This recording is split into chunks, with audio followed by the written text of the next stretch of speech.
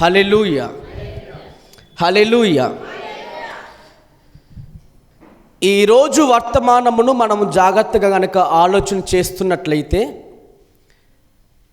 పరిశుద్ధాత్మ దేవుని అనుభవం గురించి మనము ఈ ఉదయకాలం వినబోతున్నాం. ఎవరి గురించి చెప్పండి ఒకసారి. పరిశుద్ధాత్మ దేవుని అనుభవం గురించి. అసలు పరిశుద్ధాత్మ దేవుడు ఎవరు?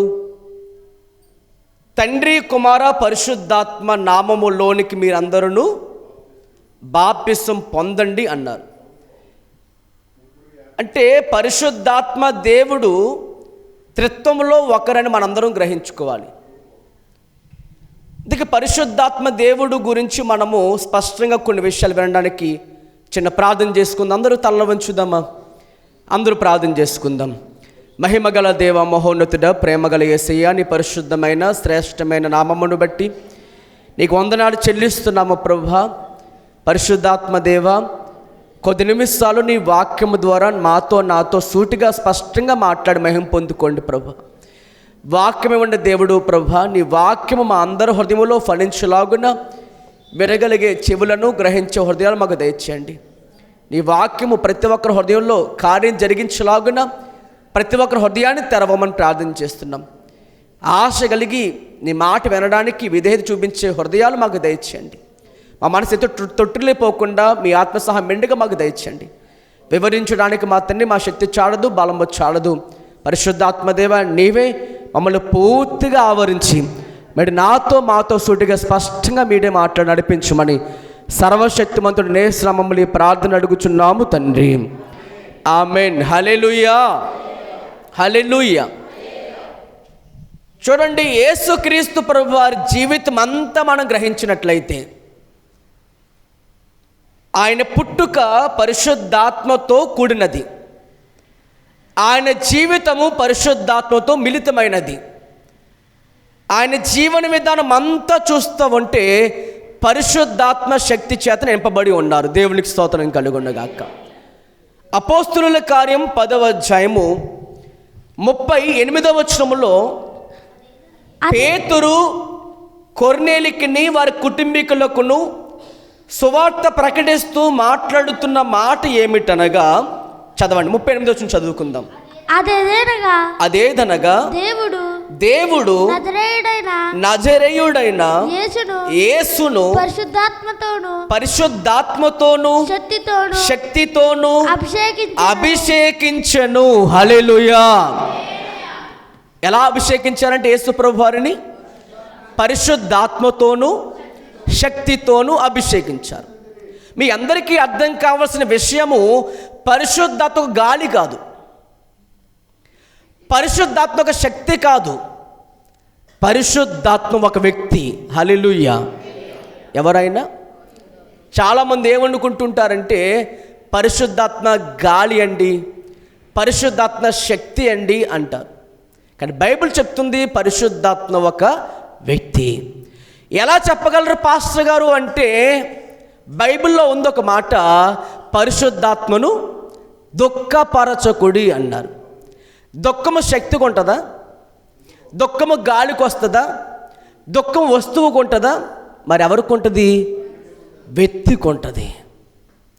ఆనందము, నీతియును సమాధానమును పరిశుద్ధాత్మయందలి ఆనందమును అయ్యున్నది దేవుని రాజ్యం అన్నారు. అంటే పరిశుద్ధాత్మకు ఆనందము కూడా కలిగించేలాగా ఒక వ్యక్తి ఉంటే ఆయన ఆనందిస్తారు. అంటే పరిశుద్ధాత్మ అనుభవంలో ఎలా ఉంటారంటే, ఆయన వ్యక్తి కనుక ఆయనలో దుఃఖం ఉంది, ఆయన కూడా సంతోషపడతారు, ఆయన నడిపిస్తారు, పాపలు ఒప్పింపు చేస్తారు అని ఆయన అన్నారు. హల్లెలూయా. మీకు ఏమర్థమైంది ఇప్పుడు? పరిశుద్ధాత్మ శక్తి కాదు, గాలి కాదు, మరి ఏదో కాదు. ఆయన త్రిత్వములో ఉన్న దేవుడు, ఆయన ఒక వ్యక్తిగా మనలో పనిచేస్తాడు. హల్లెలూయా. యోహాను సువార్త 16:8 చదవండి, మీకు అర్థమవుతుంది, ఇంకా క్లియర్గా అర్థమవుతుంది. యోహాను సువార్త 16వ అధ్యాయము 8వ వచనం చదవండి. ఆయన వచ్చి పాపమును గూర్చియు నీతిని గూర్చియు తీర్పును గూర్చియు లోకమును ఒప్పుకొని చెయ్యను. ఎవరు ఆయన? పరిశుద్ధాత్మ దేవుడు. అందుకనే ఆయన గురించి అక్కడ రాసిన మాట యేసు ప్రభువు వారే స్వయంగా చెప్తున్న మాట. ఆయన వచ్చి పాపమును గూర్చి, లోకమును గూర్చి, తీర్పును గూర్చి మిమ్మల్ని ఒప్పింప చేసే దేవుడు ఆయనే అని మనకు ఆయన పరిచయ వాక్కులుగా తెలియపరిచారు. అదే యోహాను సువార్త 16వ అధ్యాయము 13వ వచనం చదవండి. అయితే ఆయన అనగా సత్య స్వరూపి అయిన ఆత్మ వచ్చినప్పుడు మిమ్మల్ని సర్వసత్యములోనికి నడిపించును. ఆయన తనంతట తానే ఏది బోధించక వేటిని వినును వాటిని బోధించి సంభవించబోయే సంగతులు అనగా భవిష్యత్తు కూడా అని మీకు తెలియజేస్తాడంట. దేవుడికి స్తోత్రం కలుగునగా. అంటే మీ అందరికీ ఏమర్థమైంది ఇప్పుడు? పరిశుద్ధాత్మ అనేవారు వ్యక్తి కానీ శక్తి కాదు. మరి మీరు అనుకోవచ్చు, అపోస్తుల కార్యం 1:8 ఉన్నారు ఆయన. పరిశుద్ధాత్మ మీ మీదకి వచ్చినప్పుడు మీరు శక్తిని పొందుతారు అన్నారు. మీ మీదకి వచ్చినప్పుడు శక్తి పొందుకుంటారు. మీకు శక్తినిచ్చేది పరిశుద్ధాత్మయే. మీ బలహీనతలో సహాయం చేసేది పరిశుద్ధాత్మ దేవుడే. ప్రార్థన చేత కానప్పుడు ఉచ్చరింప సఖ్యముగా మూలుగలతో మీ పక్షముగా విజ్ఞాపన చేసేది పరిశుద్ధాత్మ దేవుడే. ఆ పరిశుద్ధాత్మ దేవుడు మీలోకి వచ్చి పాపమును గూర్చి ఒప్పంప చేసేది ఆయనే, నీతిని గూర్చి, లోకము గూర్చి, తీర్పును గూర్చి ఒప్పంపం చేసేది కూడా ఆయనే. అంత మాత్రమే కాదు, యేసుక్రీస్తు ప్రభువారు అంటే ఎవరో మీకు బోధించేది కూడా పరిశుద్ధాత్మ దేవుడు మాత్రమే. హల్లెలూయా. ఎవరట? అసలు యేసుక్రీస్తు ప్రభువారు అంటే ఎవరు? అది నీకు అర్థం అవ్వాలంటే నీకు ఎవరు కలిగి ఉండాలి నీ హృదయంలో అంటే పరిశుద్ధాత్మ దేవుణ్ణి నీ జీవితంలో కలిగి ఉండాలి. పరిశుద్ధాత్మ దేవుడు నీలో లేకపోతే నువ్వు పాపాన్ని జయించలేవు. పాపము అనే నీకు అర్థం అవ్వాలంటే లోకముకు అర్థం కాలే. కారణం, లోకములో ఆయన లేడు. నీలో ఆయన ఉన్నాడంటే కారణం ఏంటంటే నువ్వు రక్షణ పొందుకున్నావు, బాప్తిసం పొందుకున్నావు, రక్షించబడి నీలోనికి ఆయన ఒక వరముగా దిగి వచ్చాడు. గట్టిగా స్తోత్రం చేద్దాం బిగ్గరగా. హల్లెలూయా. ఎలా వచ్చారంటే ఆయన వరముగా ఇచ్చాడు ఆయన. కానీ ఈరోజు చాలామంది ఆ వరాన్ని పొందుకున్నారు, కానీ ఆ వరాన్ని ఉపయోగించట్లే. ఏం చెప్పాను? వరాన్ని అయితే పొందుకున్నారు కానీ ఆ వరమును ఉపయోగించట్లేదు. ఉదాహరణకి మీకు అర్థం అవ్వడం కోసం నేను కొన్ని విషయాలు జాగ్రత్తగా మీకు చెప్తాను, వినండి జాగ్రత్తగా. హల్లెలూయా. అపోస్తుల కార్యం 3వ అధ్యాయంలో మీరు తర్వాత చదవండి. ఆ కాంటెక్స్ట్ అంతా, ఆ సందర్భం అంతా మీరు తర్వాత చదువుకోండి. నేను మీకు వివరిస్తాను, అవి చూసి మాటలు వినండి జాగ్రత్తగా. అపోస్తుల కార్యం 3వ అధ్యాయంలో నుంచి మనం కొన్ని మాటలు వింటున్నాం.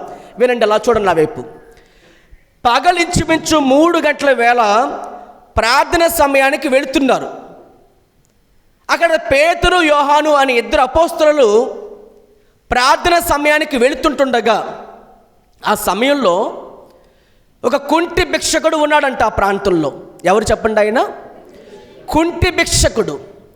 ఎప్పటి నుంచి కుంటివాడు అతను? పుట్టింది మొదలుకునే కుంటివాడు. తన పని తను చేసుకోలేడు. సహాయం ఎవరు చేస్తే తప్ప తన పని తనకు అవ్వదు. జారి అలా నడవడం తప్ప, దేకడం తప్ప తనంతడు తను లేవలేడు. అలాంటి మనిషి ఆ ప్రాంతంలో ఉన్నాడు. ప్రతిరోజు కూడా ఆ శృంగారమైన దేవాలయం దగ్గరికి కొంతమంది మోసుకుని వచ్చి ఆ దేవాలయం బయట కూర్చోబెట్టేవారు. గుమ్మం ఎదుట, దేవాలయం గుమ్మం ఎదుట కూర్చోబెట్టేవారు. ఆ వ్యక్తి ఏం చేసేవాడు అంటే ఎవరైనా ఏమైనా వచ్చినప్పుడు కొంచెం డబ్బులు ఇస్తారేమో అని భిక్షం అడుగుతూ ఉండేవాడు. ఇప్పుడు మీకు ఒక ప్రశ్న వేస్తున్నాను. చాలామంది క్రైస్తవులు ఎలాగ ఉన్నారు? దాని అర్థం ఏంటంటే పుట్టింది మొదలుకొని ఆ వ్యక్తి కుంటివాడు. ఈరోజు చాలామంది పుట్టింది మొదలుకునే ఎలా ఉన్నారు చెప్పండి? ఆత్మీయ జీవితంలో పుట్టింది మొదలుకొని అంటే మీరు ఆ పుట్టుకతో అర్థం చేసుకోవద్దు. క్రీస్తులో జన్మించింది మొదలుకొని చాలామంది లేవలేని స్థితిలో ఉన్నారు. దాని అర్థం ఏంటంటే ప్రియ దేవుని బిడ్డలారా, ఆ వ్యక్తి ఆత్మీయ జీవితంలో మనల్ని సాదృశ్యంగా తీసుకోగలిగితే అతనికి పుట్టుకతోనే కాళ్ళు ఉన్నాయి, కానీ ఆ కాళ్ళు నడవట్లే. ఆ వ్యక్తి పుట్టుకతోనే కాళ్ళు వచ్చినాయి, కానీ ఆ కాళ్ళు అతని సహకరించలేకపోతున్నాయి. ఆ వ్యక్తి పుట్టుకతోనే కాళ్ళు కలిగే ఉన్నాడు, కానీ ఆ వ్యక్తి ఆ కాళ్ళతో లేవలేకపోతున్నాడు.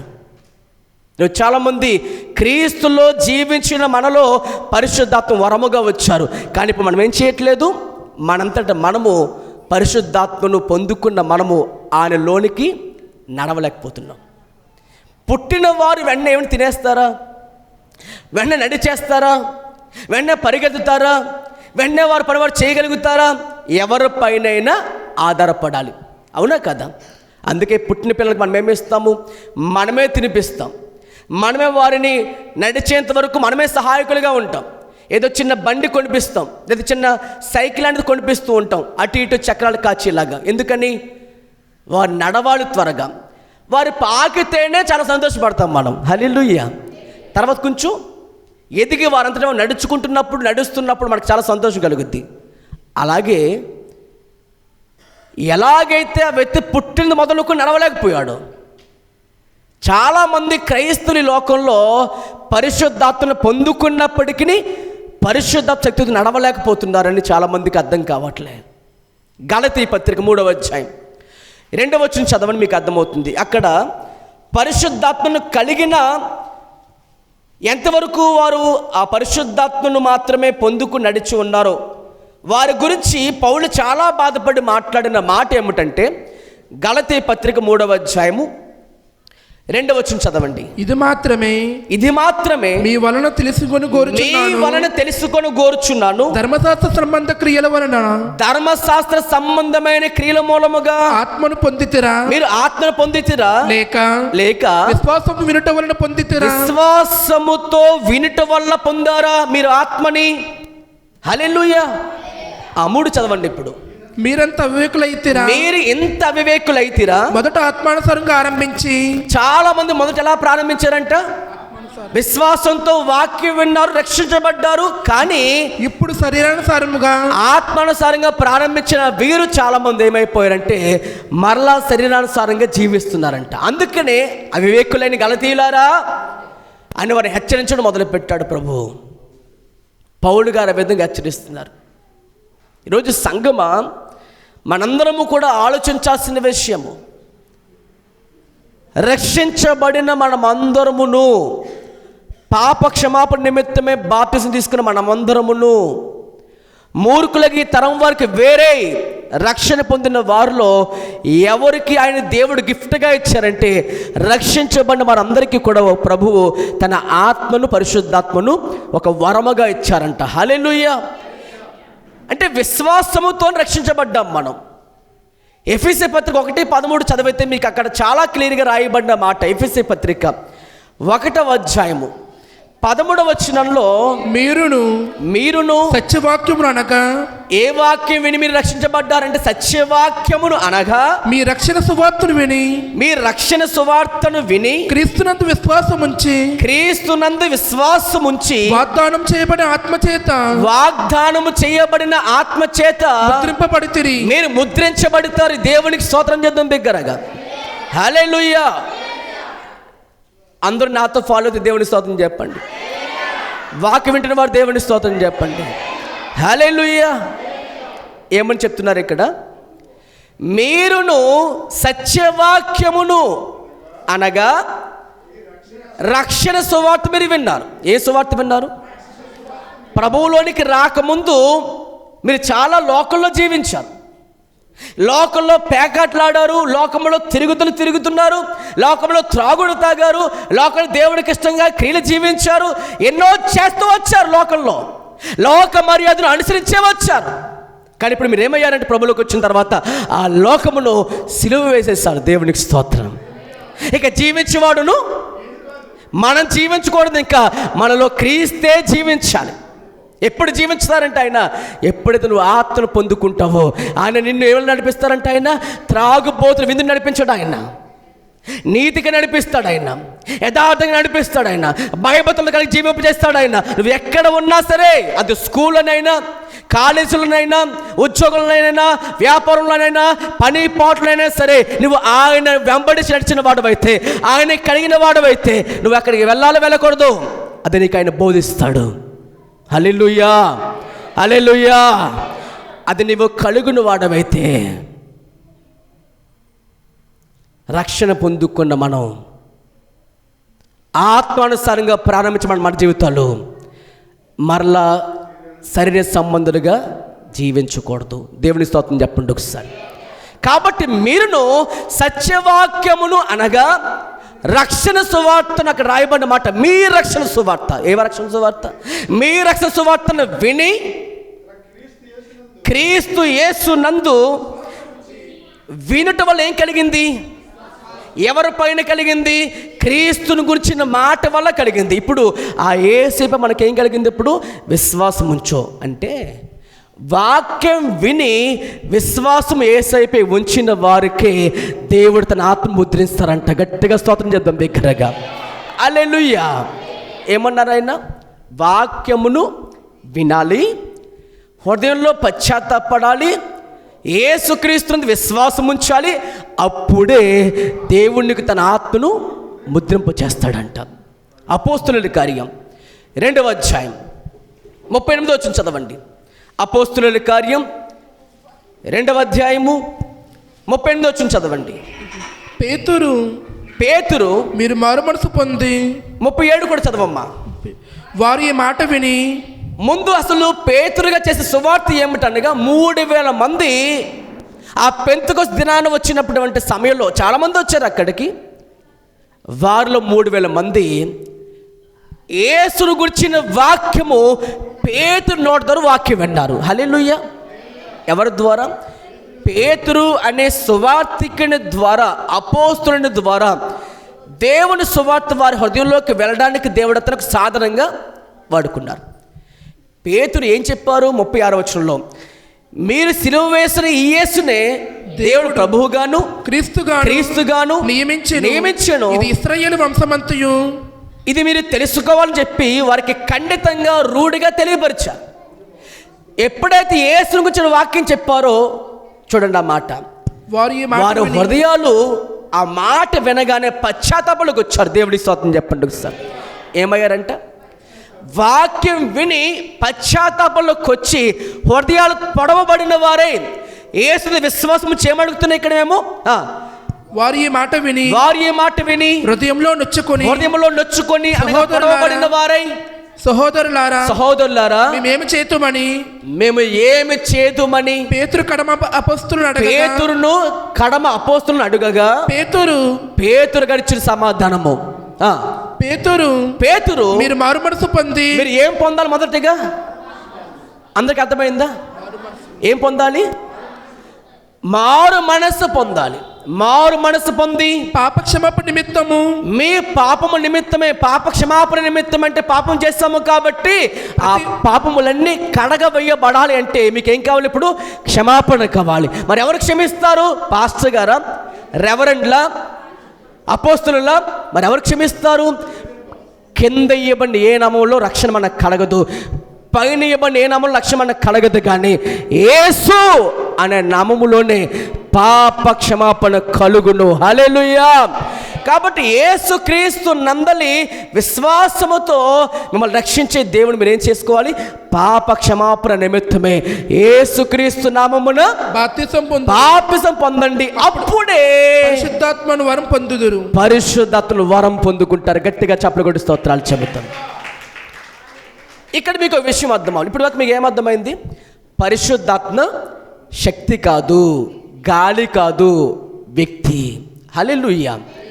ఎప్పుడు ఆయన మీలోకి వస్తున్నారు?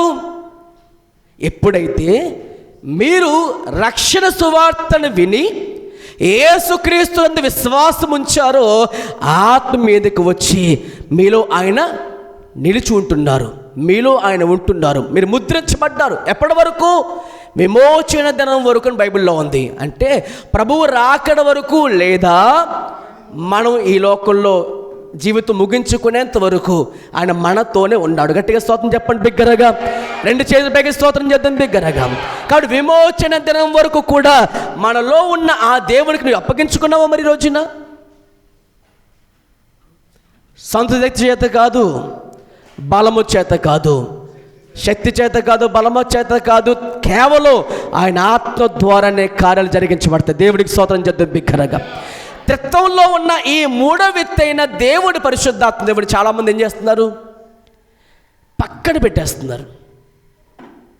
మనం ప్రభువు దగ్గరికి వెళ్ళాలంటే ఎవరు సహాయం కావాలి మనకి? ఈ రోజున ఆయన సహాయం కావాలి మనకి. ఆయన వస్తే నీ జీవితంలోకి పాపం ఎంత భయంకరం నీకు అర్థమవుతుంది. ఆయన నీలో ఉంటే నీకు అర్థమవుతుంది తీర్పు ఎంత ప్రమాదకరంగా ఉండబోతుందో. ఆయన వస్తే నీకు అర్థమవుతుంది నరకంలో ఎలాంటి భయంకరంగా ఉండబోతుంది నీకు అర్థమవుతుంది. ఆయన వస్తే నీకు అర్థమవుతుంది నేను ఎలా జీవించకూడదు, లోకము గతించబోతుంది, నేను మాత్రం ప్రభు చిత్త ప్రకారం జీవించాలని నీకు అర్థమవుతుంది. దేవుని స్తోత్రం చేద్దాం బిగ్గరగా. ఎప్పుడు నీలో ఆయన ఉన్నప్పుడు. హల్లెలూయా, హల్లెలూయా. కాబట్టి రోజున మీ మాటలన్నీ కూడా చాలా జాగ్రత్తగా కనుక మనం అందరం కూడా ఆలోచన చేయగలిగితే మనకు అర్థమవుతుంది. యేసుక్రీస్తు ప్రభువారి జీవితం నుంచి కొన్ని మాటలు మనం అలా నేర్చుకుని మనం ముందుకెళ్దాం. మత్తయి సువార్త, అందరూ తెరవండి బైబిల్ గ్రంథంలో. మత్తయి సువార్త 1వ అధ్యాయం 18వ వచనం చదవండి. యేసుక్రీస్తు జనన విధం ఎట్లనగా ఆయన తల్లి అయిన మరియా యోసేపుకు ప్రదానం చేయబడిన తరువాత వారి ఏకము కాకమునుపు ఆమె పరిశుద్ధాత్మ వలన గర్భవతి ఆయను.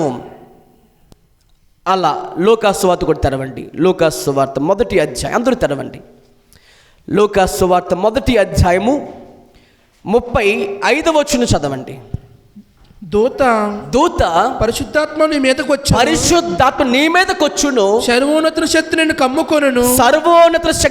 కమ్ముకొనును, గనుక పుట్టబోయే శిశువు పరిశుద్ధుడై దేవుని కుమారుడు అనబడును. హల్లెలూయా.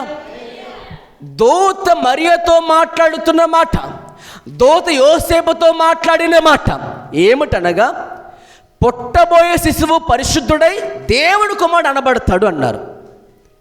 అంటే జన్మించిన యేసుక్రీస్తు ప్రభువారు ఎవరు మూలంగా జన్మించారు చెప్పండి ఒకసారి అందరూ కూడా? పరిశుద్ధాత్మ మూలముగానే జన్మించారు. మరి మనం యోహాను సువార్త 3:5 చదవండి. ఈ కంపారిజన్ మీకు అర్థం అవ్వాలి. యోహాను సువార్త 3:5. యేసు ఇట్లనెను ఒకడు నీటి మూలముగాను ఆత్మ మూలముగాను జన్మించితేనే కానీ దేవుని రాజ్యంలో ప్రవేశించడం సాధ్యము కాదని మీతో నిత్యముగా చెప్పుచున్నాను. మీకు అర్థమైందా? యేసుక్రీస్తు ప్రభువారి పరిచర్యే కాదు, ఆయన జననం కూడా ఎలా ప్రారంభమైంది? పరిశుద్ధాత్మ ద్వారా ప్రారంభించబడింది. మనం కూడా ఈ లోకంలో మనకు 2 జన్మలు ఉన్నాయి. మీరు అనుకుంటారు, చాలామంది ఏమనుకుంటుంటారంటే ఇప్పుడు ఈ జన్మ అయిపోద్దంట. ఏది? పుట్టేసాం, చచ్చిపోతాం, మళ్ళీ ఏగలాగా దోమలాగా. ఇది ఈ జన్మ కాదు. పుట్టినప్పుడు 2 సార్లు చచ్చిపోతావు. ఎలాగా? నువ్వు యేసు ప్రభువు నమ్మక ముందు వరకు నీ జీవితం అంతా అపరాధముల చేత, పాపముల చేత చచ్చిపోయాం. మనం ఒకసారి పాపములో చచ్చిపోయాం, కొన ఊపిరిలో ఉన్నాం, చావడానికి సిద్ధమైపోయి ఉన్నాం. అలాంటి మనలను యేసుక్రీస్తు ప్రభువారి కృప, హల్లెలూయా, కేవలం ప్రభువుని మనం నమ్ముకోవడం ద్వారానే రక్షణ పొందుకున్నాం మనం. హల్లెలూయా. ఇది మీ క్రియల వల్ల కలిగింది కాదు, అది దేవుని వరమే అన్నాడు ఆయన. విశ్వాసం చేతనే, కృప చేతనే మీరు రక్షించబడ్డారు కనుకొనే ఆ వరాన్ని మనం గిఫ్ట్గా పొందుకున్నాం ఈ రోజున. మీకు అందరికీ అర్థం కావాల్సిన సంగతి ఏమిటనగా, మరి పుట్టుకలోని చేరి పరిశుద్ధాత్మ జన్మించలేదా ప్రభు అంటే ఒక మాట ఆలోచించండి. మనిషి జీవించిన సమయంలో ఏదో ఒక దేశంలో ఏమైపోతున్నాడు, ఏదో సమయంలోని ఖచ్చితంగా పాపములో పడిపోతాడు. బైబిల్లో చెప్తుంది మాట, బాల్యములోనే మనిషి హృదయాలు ఏమైపోతున్నాయి? పూర్తిగా చెడిపోతున్నాయి. దేవుడు నరులను ఎలా పుట్టించాడంట? ఆయన యథార్థవంతులుగానే పుట్టించను, కానీ వారు వివిధమైన తంత్రాలు కల్పించుకుని పాడైపోతున్నారు బైబిల్ చెప్తుంది. మరి ఇప్పుడు ఆ మనిషికి ఏం కావాలి? రక్షణ కావాలి. పాపంలో జీవిస్తున్న మనిషి అతను. ఇప్పుడు మనిషికి ఏం కావాలి? రక్షణ కావాలి. మరి ఎలా వస్తుంది? వాక్యం చెప్తుంది. నీకోదేమో నా వాక్యం విన్నావన్నావు, దేవుడు నాకు తోడుగా ఉన్నారన్నావు, ఇన్ని కార్యాలు జరిగించడానికి దేవుడు నమ్ముతున్నావు కదా, సరిపోదు నాయనా, నువ్వు నీటి మూలముగాను ఆత్మ మూలముగాను అంటే కొత్తగా జన్మించాలి. ఎలా జన్మించాలి? కొత్తగా నూతనంగా జన్మించాలి. చాలామంది ఏమనుకుంటున్నారంటే, నేను ఆల్రెడీ జన్మించేశాను కదా పాస్టర్ గారు అనుకుంటావు. ఆ జన్మతో నీ జీవితం సరిపోదు. ఎందుకనగా జీవించిన నీ జీవితంలో ఎక్కడో ఒక సమయంలో పాపం చేస్తావు. నువ్వు పాపం చేయకుండా ఎవరు మనుషుల లోకంలో లేడు. ఎందుకని వాక్యం చెప్తుంది, నీతిమంతుడు లేడు, ఒక్కడు లేడు, గ్రహించేవాడు ఒక్కడు కూడా ఈ లోకంలో లేడు. అందరూ దారి తప్పి పూర్తిగా పనికిమాల వారైపోయారంట. ఏ భేదము లేదు, అందరూ పాపము చేసి దేవుడానికి నుంచి మహిమను పొందలేకపోయారు. మరి ఎలా వస్తుంది మనకి ఆ రక్షణ? వాక్యం చెప్తుంది, నువ్వు తిరిగి జన్మించాలి, నువ్వు తిరిగి జన్మించాలి. అందుకే ఒక పాట కూడా నాకు ఎంత ఇష్టం పాట,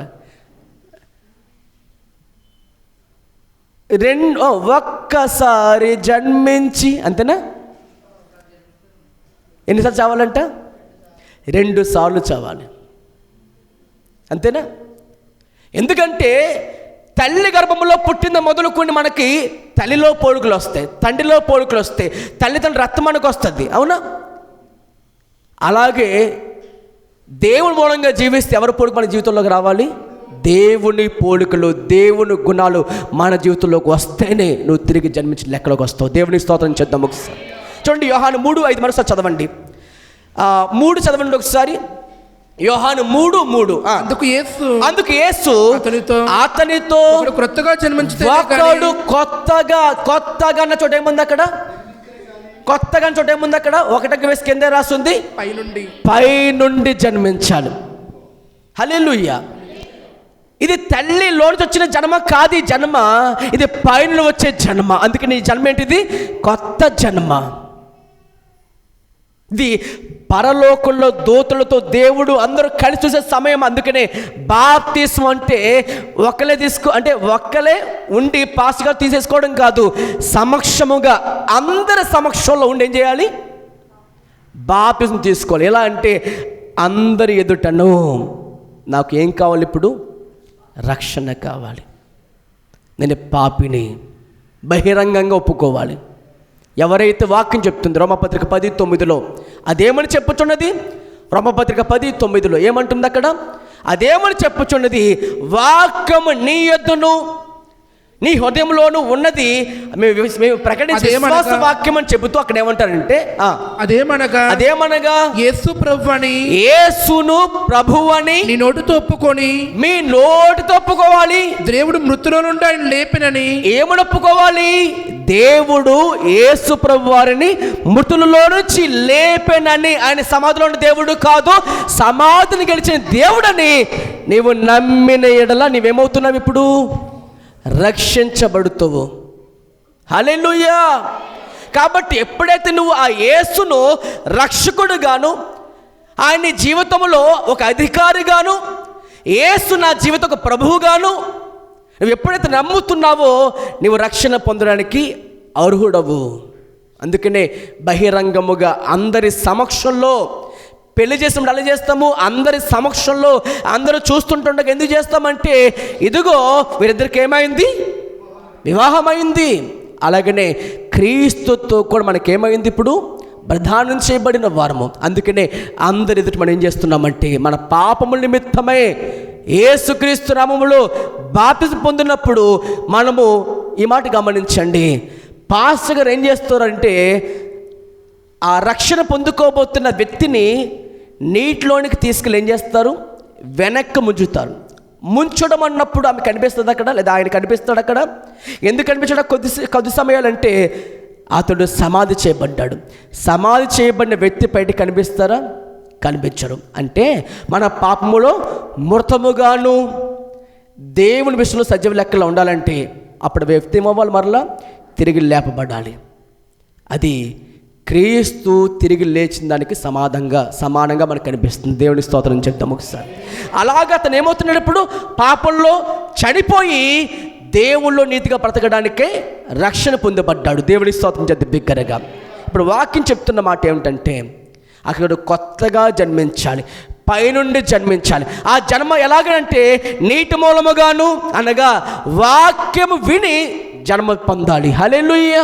ఏంటంటే వాక్యం విని, రక్షణ సువార్తను విని, విశ్వాసం ఉంచి ప్రభువులో జన్మించాలి. ఇంకోటి చెప్పాడు ఆయన, పరిశుద్ధాత్మలోను, అనగా ఆత్మ మూలముగాను. అంటే మీకు అర్థం అవ్వాలి, పరిశుద్ధాత్మ ద్వారా మీరు ఏమవుతారంటే జన్మిస్తారు. ఎలా అంటే మీ లోపల మనస్సు ఆయనే మారుస్తాడు. తీతుకు పత్రిక 3వ అధ్యాయం తెరవండి బైబిల్లో. తీతుకు పత్రిక 3వ అధ్యాయము 5వ వచనం చదువుదాం. 198వ పేజీ. తీతుకు పత్రిక 3వ అధ్యాయము 5వ వచనం. మనము నీతిని అనుసరించి చేసిన క్రియల మూలముగా కాక తన కనికరము చెప్పుననే పునర్జన్మ సంబంధమైన స్నానం ద్వారాను పరిశుద్ధాత్మ మనకు నూతన స్వభావం కలుగుచేట ద్వారాను మనల్ని రక్షించెను. ఎలా రక్షించబడ్డారంటే మనం చేసిన నీతి క్రియల మూలముగా కాక తన కనికరం చొప్పునే, తన జాలి చొప్పునే, తన దయా కృపా చేతనే, ప్రేమ చేత మనం ఏం చేయబడ్డామట, పునర్జన్మ సంబంధమైన స్నానం. అదే నీటి బాప్తిసం ద్వారాను, తర్వాత స్నానము ద్వారాను పరిశుద్ధాత్మ మనకు నూతన స్వభావం దయచేయటం ద్వారాను మనం రక్షించుకున్నాడు ఆయన. దేవునికి స్తోత్రం చెప్పండి ఒకసారి. హల్లెలూయా. కాబట్టి ఈ నూతనమైన స్వభావము మనకు ఎవరిచ్చారు? ఇప్పుడు పరిశుద్ధాత్మ దేవుడు. పాపములు ఉన్నంత వరకు నీకు ఆయన అర్థం అవ్వడు. ఆ పాపం ఎప్పుడైతే లోపల నుంచి తీసేస్తాడు దేవుడు, అప్పుడు నీకు అర్థమవుతుంది. చీకటి ఉన్న చోట వెలుగు ఉంటుందా? అలాగే పాపంలో ఉన్న మనిషి వెలుగని దేవుణ్ణి చూడలేడు. హృదయ శుద్ధి గల వారు ధన్యులు, వారే దేవుని చూస్తారు. పరిశుద్ధత లేకుండా ప్రభుని చూడడము సాధ్యం కాదు. మరి ఆయన చూపించేది ఎవరు? నీ లోతన మనస్సు వస్తేనే నువ్వు ఆయన చూడగలుగుతావు. అందుకనే రోమాపత్రిక 12వ అధ్యాయం, రోమాపత్రిక 12వ 2వ వచనం చదవండి. రోమాపత్రిక 12:2, రోమాపత్రిక 12:2. మీరు ఈ లోక మర్యాదను అనుసరింపక, మీరు ఈ మాటలు చాలా చాలా అండర్లైన్ చేసుకుని చక్కగా చదవండి మాటలన్నీ కూడా. మీరు ఈ లోక మర్యాదను అనుసరించక ఉత్తమమును అనుకూలమును సంపూర్ణమై ఉన్న దేవుని చిత్తమేదో, దేవునికి ఏదిష్టమో చిత్తమేంటో తెలుసుకోవడానికై పరీక్షించి మీ మనస్సును పరీక్షించి తెలుసుకున్నట్లు మీ మనస్సు మారాలి. నూతన మగుట వలన అదేమవ్వాలి? ఇప్పుడు మనస్సు మారితే సరిపోదట, అది నూతన మవ్వితేనే రూపాంతరం చెందుతుంది. ఒక మాట చెప్తాను వినండి. మీరు జీవిస్తున్న ఒక హౌస్ ఉంటుంది, ఇల్లు ఉంటుంది. ఒకప్పుడు ఒక చిన్న ఇల్లు లాంటిది కట్టుకున్నారనుకోండి, లేదా ఒక స్టేర్ మాత్రం ఉంది. ఇప్పుడు మీకు దానిపైన పెయింటింగ్ వేసి అన్ని ఒబ్బడి చేసి లోపల చెత్త మొత్తం పూర్తిగా తూసేసి కొత్తగా దానిపైన ఇంకో స్టేర్ వేస్తున్నారు అనుకుంటే అర్థం ఏంటి? పాతది దాంట్లో ఉన్నట్టే తీసేసినట్లా? తీయలేదు దాన్ని. అలా కాకుండా ఏం చేయాలి మరి? ఉదాహరణకి నూతనంగా మార్చేయడం అంటే అర్థం ఏంటంటే అది పూర్తిగా తొలగించి ఏం చేయాలి? ఇప్పుడు మీరు నూతనంగా కట్టుకోవాలి. అంటే పాతవేం చేయబడకూడదు, కనిపించకూడదు, నూతనంగా మారాలి.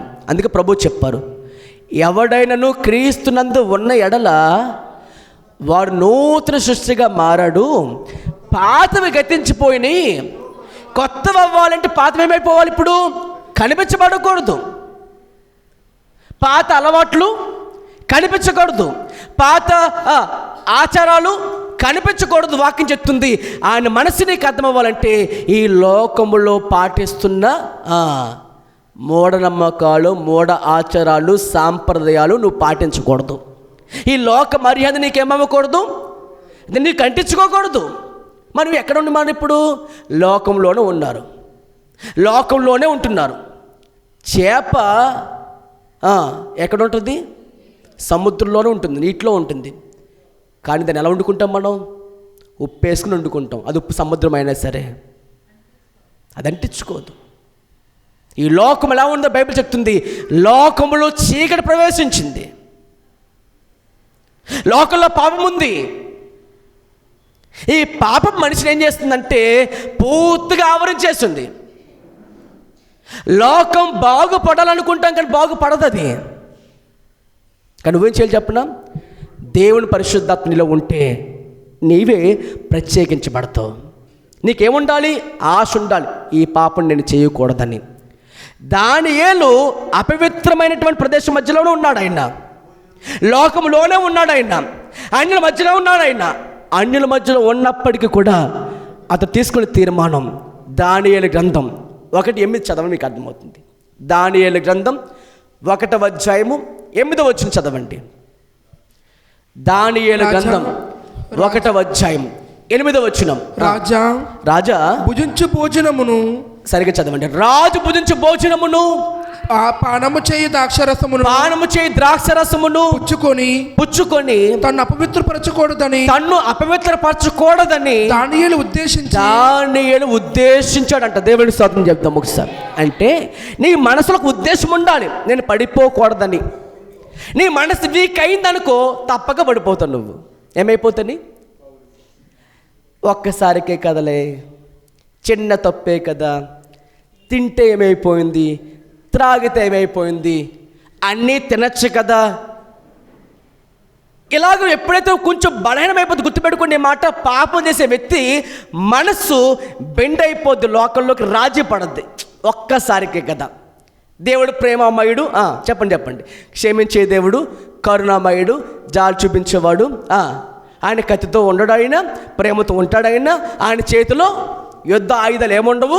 ఆయన ప్రేమమయుడు కాబట్టి ప్రేమించేస్తాడు, క్షమించేస్తాడు. భ్రమలో ఉంటే మాత్రం క్షమించడు. చూసుకోండి మాట. తెలియక పాపం చేసిన పౌలుని దేవుడు ఏమన్నారట? తెలియక చేశాను కాబట్టి, అవిశ్వాసం చేశాను కాబట్టి కనికరించబడ్డాను. మరి తెలిసి చేస్తాను, కనికరం ఉండదు. బలులు ఇంకా మళ్ళీ ఆయన వేయడానికి లేదు, ఇంకా ఆయన బలి అర్పించబడ్డాడు. తెలిసి పాపం చేస్తే మాత్రం కనికరించబడమని గుర్తించుకోండి మాట. దానికి దోషం ఏంటి? ఏమంటే తిండి కోసం కూడా ఆయన ఆగిపోయాడా? తిండి లేకపోయినా పర్లేదు, శాకాహారంతో బ్రతుకుతాము, కానీ రాజు పెట్టే భోజనము అది అపవిత్రమైనది, మాకొద్దు. ఆ త్రాగుబోతుల విధులు మాకొద్దు, ఎలాగ జీవిస్తాను అన్నాడు, జీవించాడు, ఉద్దేశంతో ఉన్నాడట. ఆ తర్వాత వచ్చి నాకు చాలా బలంగా నాటిపోయింది ఆ మాట. 9 చదవండి. 1:9. దేవుడు చూడండి ఇక్కడ దేవుడు ఎంటర్ అయ్యాడు. ఎప్పుడైతే నాకు ఆ పాపం వద్దనుకున్నావో, ఎప్పుడైతే నాకు ఈ జీవితంలో దీనికి చోటు ఇవ్వకూడదు అనుకున్నావో, దేవుడిని జీవితంలో ఎంటర్ అవుతాడు ఆయన. హల్లెలూయా. పాపం రాజీ పడిపోయేవాడు దేవుడు ఉండడు, కానీ పాపమును విసర్జిస్తే మాత్రం దేవుడు తోడుకుంటాడండి. నువ్వు నమ్ముతున్నావు? దేవుని స్తోత్రం చెప్పండి ఒకసారి. పాపముని విడిచి పారిపోగలిగితే, ఆ చోటు వదిలిపెట్టగలిగితే, ఆ చోటున ఎంతోమంది ఏం చేస్తారు నేను చెప్పనా? ఎంతోమంది ఏం చేస్తారు చెప్పనా? ఒక్కసారే కదా రా, ఒక్కసారే కదా త్రాగు, ఒక్కసారే కదా జోదమాడు, తప్పేం కాదు, ఒక్కసారి పేకాడు కదా ఆడు, అప్పుడు తుండవు కదా, రా రా అని పిలుస్తారు. ఏం చేయాలి? నువ్వు నీతిగా యథార్థంగా జీవిస్తే నన్ను దేవుడు చూసుకుంటాడు. యథార్థంగా కాకుండా ఉత్తిని వచ్చే డబ్బులతో మాత్రం తీసుకుంటే మాత్రం నీ జీవనోపాధిని చాలా విపరీతంగా పోగొట్టుకుంటావు. దాన్ని దేవుడు దీవించలేడు. ప్రభు చెప్పాడు, నీ కష్టమును నువ్వు అనుభవిస్తావన్నాడు దేవుడు. కష్టము కాక ఉత్తిని వచ్చి పడిపోతుంది జీవితంలోకి. రమ్మి ఆటలాడి, బెట్టింగ్లు ఆటలాడి, పేకాట ఆటలాడి, కోడి పందులు ఆటలాడి నీ జీవితం పాడు చేసుకుంటే మాత్రమే కాక అప్పులు పాలైపోయిన తర్వాత, భార్య భర్తలు ఊరు పడిపోయిన తర్వాత, బంగారు తాకట్టు పెట్టి, వస్త్రాలు తాకట్టు పెట్టి నీ చేసి పడిపోయిన తర్వాత, లబోధం ఏడుస్తూ ఏం చేయలేమని ప్రభు మీతో మాట్లాడుతున్నాడు ఈ రోజున. ప్రభు మాట్లాడుతున్న మాట ఏమంటాడు? ఇదిగో దానియేలుకు రోషము మనకు రావాలి ఈ రోజున. దానియేలుకు రోషము మన జీవితంలో రావాలి ఈ రోజున. ఏమన్నాడు ఆయన? ఏమన్నాడు ఇప్పుడు ఆయన? నేను అపవిత్రమైన భోజన విషయంలో కూడా నేను తిననని ఎప్పుడైతే ఉద్దేశించుకున్నాడు, మనస్సు దాని విషయంలో దేవునిపై ఆనుకుని ఉన్నాడు, దేవుని కటాక్షము ఆ నపుంసకుడైన వ్యక్తి దగ్గరికి వచ్చి, అయ్యా దయచేసి, అప్పుడు అంటున్నాడు అతను, ఈ భోజనం పెట్టకపోతే మమ్మల్ని చంపేస్తారే రాజు, మరి ఏం చేయమంటావు, అలాగెలా అంటున్నాడు. అప్పుడు దానియేలు పైన దేవుని కృప ఏమంటుందంటే, ఆ నపుంసకుడితో మాట్లాడుతూ దానిలో అంటున్నాడు ఇక్కడ, మమ్మల్ని చూడండి, మిగతా బాళ్ళు పరిశీలించండి, అందరిని పరిశీలన చేయండి. మేము ఈ 10 రోజులు ఎలా తింటాము? శాకాహారం మాత్రమే తింటాం, మాంసాన్ని కూడా మేము ముట్టుకోం. అప్పుడు వాళ్ళేమంటున్నారు, ఆ నపుంసకునాధిపతి, మరి అయ్యా మరి ఏం చేయమంటూ అలా ఇలా అనుకున్నా. కానీ ఆ 10 రోజులు చూస్తానండి, తర్వాత చూస్తే మిగతా వారందరి ముఖముల కన్నా దానియేలుతో ఉన్న యవనస్తులు ఆ బాలుర ముఖం చూస్తే ఎలా ఉందట? మిక్కిలి ప్రకాశమానముగా కనిపించాడు. గట్టిగా స్తోత్రం చేద్దాం బిగ్గరగా. హల్లెలూయా. గుర్తుపెట్టుకోండి మాట, పాపమును వద్దు అనుకున్నప్పుడు దేవునికి తోడుగా ఉంటాడైనా. పాపములోనికి పర్లేదులే, ఏమిటిలే, దేవుడు కృపామయుడు, కనికరమం సంపన్నుడు, మళ్ళా ప్రార్థన చేసి దేవుడు క్షమించేస్తాడులే అనుకుంటే అని అన్నారు. ప్రభువా ప్రభువా అని పిలిచి ప్రతివాడు నావాడు కాదు అన్నాడు. ఒకసారి చూస్తాడు ఆయన, 2 సార్లు చూస్తాడు ఆయన. ఎంతకాలం ఇంకెంతగా సిలివేస్తాం ఆయన్ని? కాబట్టి లోక మర్యాదను అనుసరించకపోతే నీకు ఆయన ఉద్దేశం నీకు అర్థమవుద్ది. క్షణమాత్రమైన వాటి కోసం నువ్వు ఆయన ఏం చేయొద్దు, అవమానపరచవద్దు. ఒక మాట మీకు చెప్తా, వివరణ చేయడానికి టైం లేదు కానీ చెప్తున్నాను వినండి. ఎప్పుడైతే మన జీవితంలోనికి కష్టపడి వరం సంపాదించుకుంటామో ఆ విలువ నీకు తెలుస్తుంది. కష్టపడకుండా వచ్చేది ఏదో నువ్వు త్వరగా పోగొట్టేసుకుంటావు. ఉదాహరణకి సౌలు, రాజైన సౌలు పాత నిబంధనలో గాడిదలు వెతుక్కోవడానికే వచ్చాడు ఆ ప్రాంతానికి. గాడిదలు ఏమైపోయినాయి? తండ్రికున్న గాడిదలు తప్పిపోతే ఆ గాడిద వెతుక్కోవడానికి వచ్చాడు. అనుకోని రీతిగా, అనుకోని దేవుని సంకల్పం ప్రకారంగానే సమూయేలు ప్రవక్తను దేవుడు పిలిచి గాడిదలు వెతుక్కుంటూ వస్తున్న ఆ వ్యక్తి అయిన సౌలుని ఏమి చేయమన్నాడు? దేవుడు అభిషేకించమన్నాడు. అనుకోకుండా వచ్చిన అభిషేకం, అనుకోకుండా వచ్చినటువంటి కార్యం కనుక రాజైన సౌలు 2 సంవత్సరాలు మాత్రమే దేవుళ్ళు ఉన్నాడు. కానీ ఆ తర్వాత అవి నువ్వేం చేసుకున్నాడు? ఆయన పూర్తిగా పోగొట్టుకున్నాడు. కానీ వాక్యం చెప్తుంది, నీవు ఆయనలో పూర్తిగా నువ్వు భద్రపరచబడాలంటే ఈ లోకముకి ఏం చేయబడాలి? మనం పూర్తిగా విసర్జించుకొని లోకమునకు వేరుగా జీవించగలగాలి. దేవుడి స్తోత్రం చేద్దాం ఒకసారి. హల్లెలూయా హల్లెలూయా. మరి ఎలా వస్తారు ఆయన మన జీవితంలోనికి? మరి ఇప్పుడు మేము ఏం నేర్చుకున్నాం? ఆయన విత్తనం నేర్చుకున్నాం, పరిశుద్ధాత్మ దేవుడు. 2, ఎప్పుడు మనలోకి ఆయన వస్తున్నారు? వాక్యం చెప్తున్న మాట, మీరు ఎప్పుడైతే రక్షణ సువార్తను విన్నారో, ఆయనపై విశ్వాసం ఉంచారో, మీరేం చేయబడ్డారు? ఇప్పుడు ఆ విధేయత ద్వారా మీరు ఏమయ్యారంటే ఆయన మీలోనికి వచ్చి మీలో మంది నిద్రించబడ్డారు, పరిశుద్ధాత్మ దేవుడు అన్నారు. ఇక 3వ మాటకు వచ్చాను, మీరు జాగ్రత్తగా వినండి. అదేమిటంటే పరిశుద్ధ లేఖనంలో నుంచి లూకా సువార్త, అందరూ తెరవండి.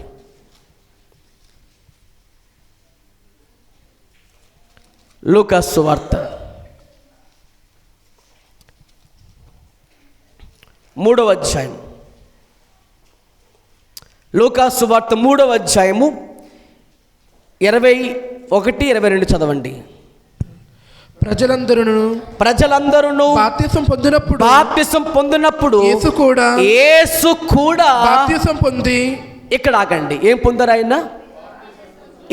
ఆయన? బాప్తిసం పొందారు. ఒక చిన్న ప్రశ్న మిమ్మల్ని అడుగుతున్నాను, వినండి జాగ్రత్తగా, నాకు సమాధానం చెప్పండి. ఏంటి ఆ క్వశ్చన్ అంటే, యేసుక్రీస్తు ప్రభు వారికి బాప్తిసం అవసరమా? Tell me the answer. నాకు ఆన్సర్ చెప్పండి. యేసు ప్రభు వారికి బాప్తిసం అవసరమా? అసలు బాప్తిసం ఎవరికి అవసరం? పాపులకే అవసరం. పాప క్షమాపణ నిమిత్తమై బాప్తిసం తీసుకోమని ప్రభు చెప్పారు. ఇప్పుడు ఆయన పొందుకున్నారు. మత్తయి సువార్త 3వ అధ్యాయం, అందరూ తెరవండి. మత్తయి సువార్త 3వ అధ్యాయము 14-15 చదవండి. అందుకు యోహాను నేను నీ చేత బాప్తిసం యేసయ్యతో మాట్లాడుతున్న మాట ఏంటంటే, నేను నీ చేత బాప్తిసం పొందవలసిన వాడే ఉండగా నీవు నా ఎద్దుకు వస్తున్నావేంటి అని అడిగి యేసుక్రీస్తు ప్రభువుని బాప్తిసం తీసుకోవడానికి నిరాకరించాడు, వద్దన్నాడు. అయితే ఏమైంది? యేసు 15 వచ్చిన చదువుతాం. యేసు ఇప్పటికి కానిమ్ము నీతి యావత్తు ఇలాగు నెరవేర్చుట మనకు తగి ఉన్నదని అతనికి ఉత్తరమిచ్చాను. అంటే మీకు అందరికి అర్థం అవ్వాల్సిన మాట, దేవునికి విధేయత చూపించే వారే ఆయన ఆత్మను పొందుకుంటారు. ఏం చెప్పాను? దేవునికి విధేయత చూపించాలి. చెప్పండి మాట అందరూ ఒకసారి. దేవునికి ఏం చూపించాలి? విధేయత చూపించాలి. యేసు ప్రభువు ఈ లోకంలో అసలు ఆయన బాప్తిసం అవసరం లేదు ఆయనకి. కానీ ఎందుకు తీసుకున్నారు ఆయన?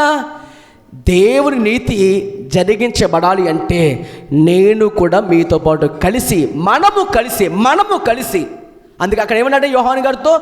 మనము దేవుని నీతిని జరిగించుదాం మనమన్నాడు అక్కడ ఆయన అంటాడు, అయ్యా నీ చెప్పులు విప్పడానికి నేను యోగుడని కాను, చెప్పులు వారు విప్పడానికి నేను యోగుడని కాను, నీ చెప్పులు మోయడానికి యోగుడని కాను, నువ్వు నాకన్నా శక్తిమంతుడు, నువ్వు నాకన్నా బలవంతుడు, నువ్వు దేవుడు కుమారుడు అయ్యా అంటుంటే మనం కలిసి ఏం చేయాలి?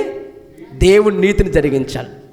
నిజంగా యేసు ప్రభువు వారి యొక్క జీవితం ఎంత గొప్పది, అమూల్యమైనదంటే ఆయన దేవుడై ఉండి కూడా ఎంత తగ్గించుకొని బాప్తిసం తీసుకోవడానికి ఆయన నిరాకరించలేదంట. కారణం మనకు మార్గం చూపించడానికై. హల్లెలూయా, హల్లెలూయా.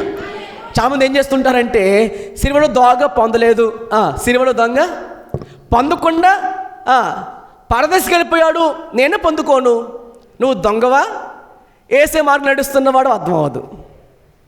మన మాదిరి ఎవరు? యేసు ప్రభువు దొంగ.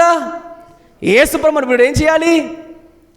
చూడండి లూకా సువార్త 7వ అధ్యాయంలో, లూకా సువార్త 7వ అధ్యాయము 29 చదవండి, 29-30.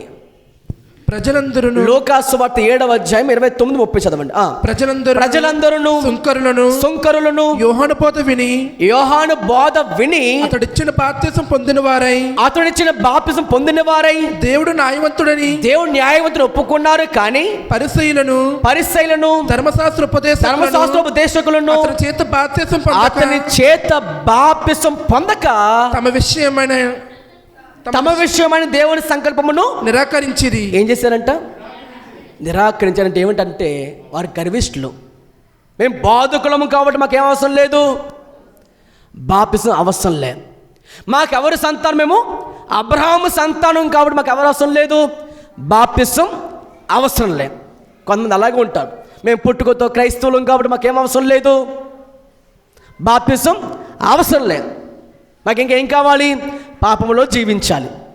వాక్యం చెప్తుంది ఎవరి సంకల్పం అంటే దేవుని సంకల్పం. ఏంటి? బాప్తిసం పొందడము దేవుని సంకల్పం. హల్లెలూయా.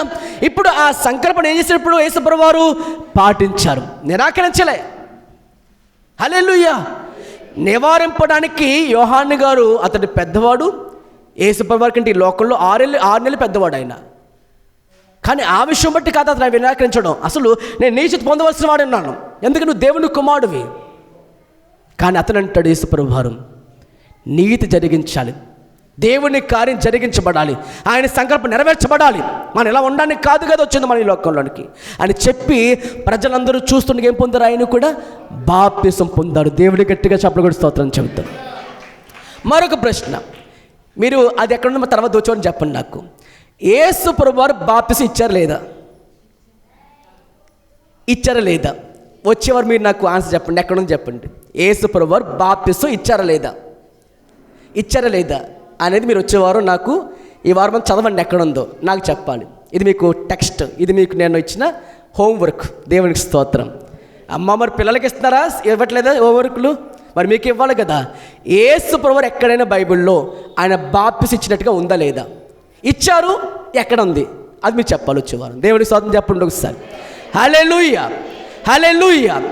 ఇప్పుడు ఆయన ఏమయ్యారు ఇప్పుడు అంటే ఇచ్చిన ఆయన పొందకపోతే అంత ఎందుకంటే ఇప్పుడు ఇంత ఫాస్ట్గా వాక్యం చెప్తున్నా నేనే బాప్తిసం తీసుకోకుండా వచ్చిన వాక్యం చెప్తూ మీరు బాప్తిసం పొందండి, మారుమని పొందండి, రక్షణ పొందండి అని చెప్తే మీరు ఏమంటారు? ఇప్పుడు ముందు నువ్వు పొందవయ్యా బాబు అంతేనా అంటారు? మనం పాటించిందే మనం చెప్పడం అవుద్దా? అంటే యేసు చూపిన మాదిరి ఏమిటంటే నీతి యావత్తు ఇలా జరగాలి, ఇది దేవుని సంకల్పం. ఆ సంకల్పాన్ని ఆయన ఏం చేశారట? నిరాకరించి నెరవేర్చుకున్నాడు ఆయన. అంటే ఏం కావాలి మన జీవితంలోనికి? విధేయత ఉన్న వారికి ఆయన ఆత్మను పొందుకుంటాం. మీకు అర్థమవ్వాలా? అపోస్తుల కార్యం 5వ అధ్యాయం 32 చదవండి.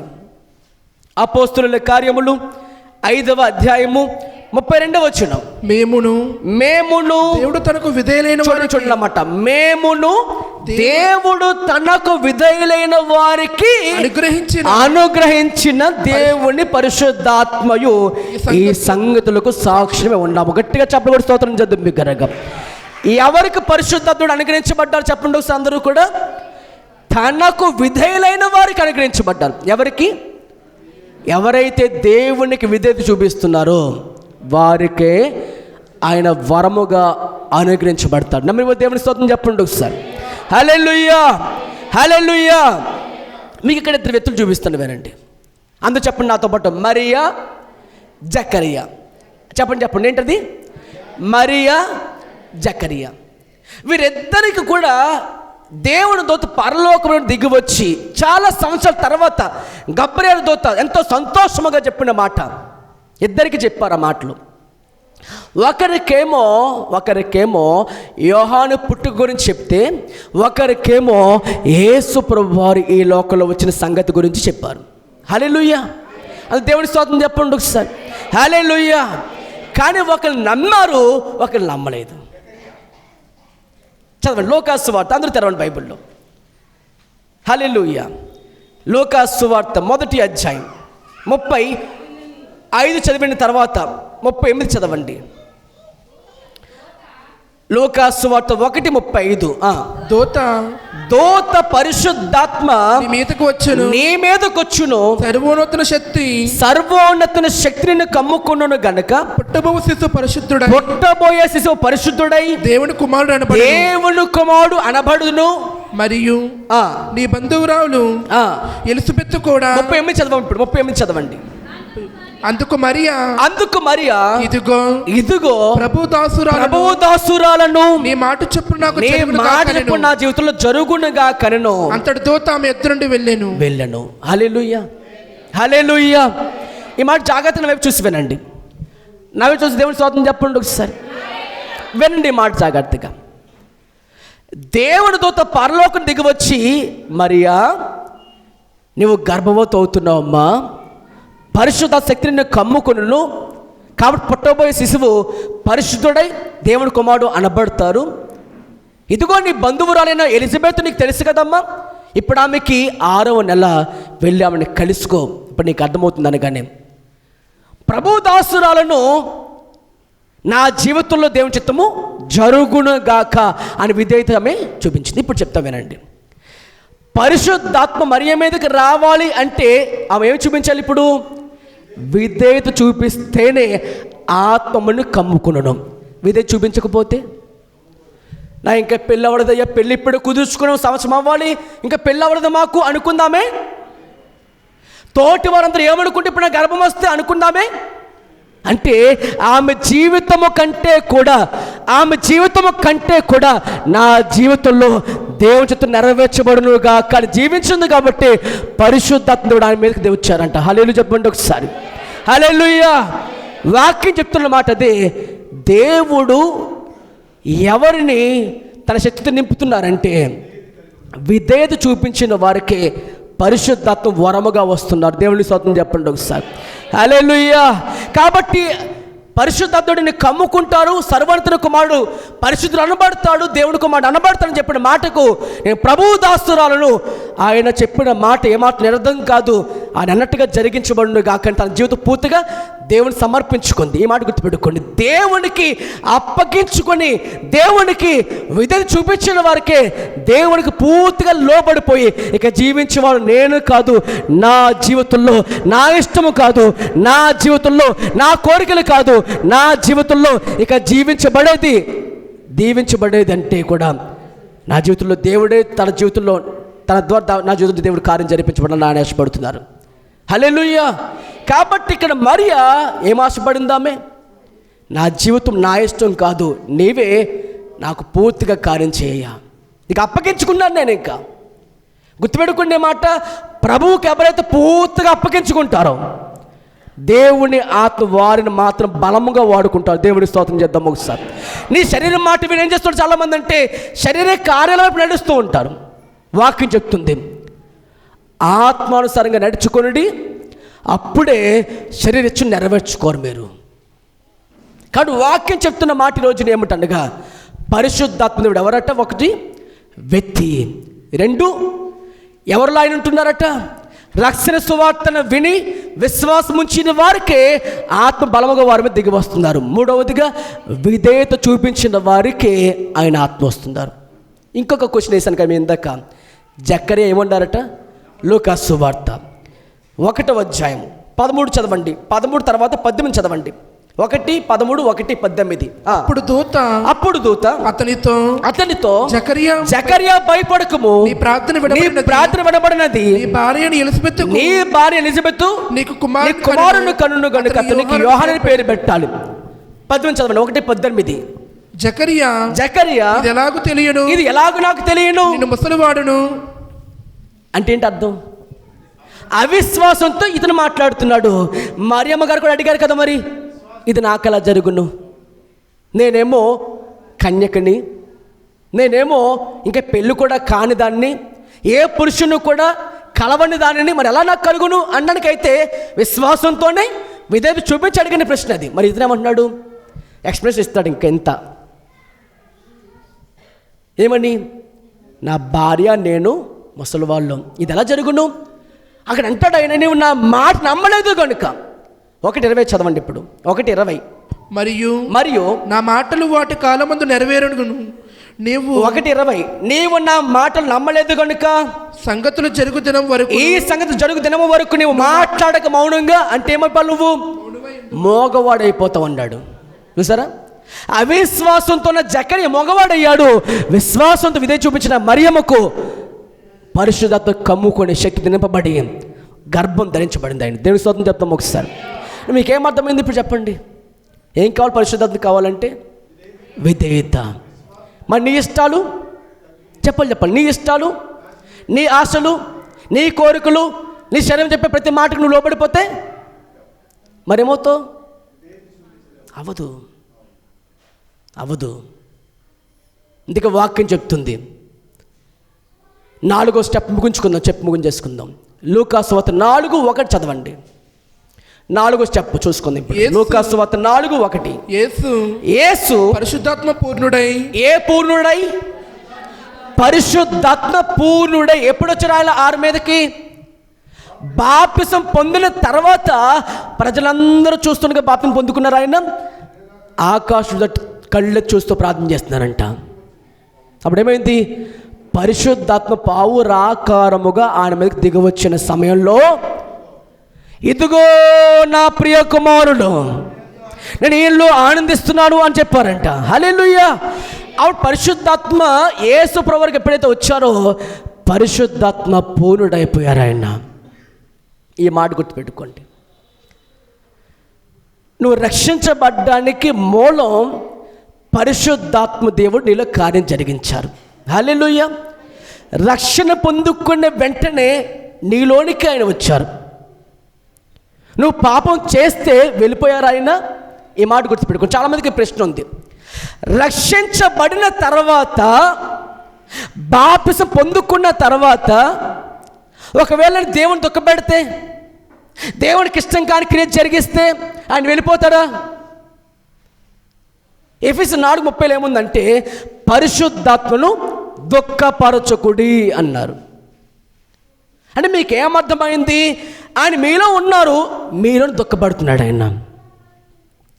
పాత మందుల్లో అయితే వచ్చి ఏం చేసేవారట? వెంటనే వెళ్ళిపోయేవారు ఆయన. పాపం చేసిన ప్రతి మనిషి నుంచి వెళ్ళిపోయేవాడు. అందుకని దావీదేవుని బాధపడ్డాడు, నీ పరిశుద్ధాత్మను నా అతను తులసివేయక ప్రభువా అని. అంటే వారికి అర్థమైంది, పరిశుద్ధాత్మ ఉంటేనే నాకేముంటుంది?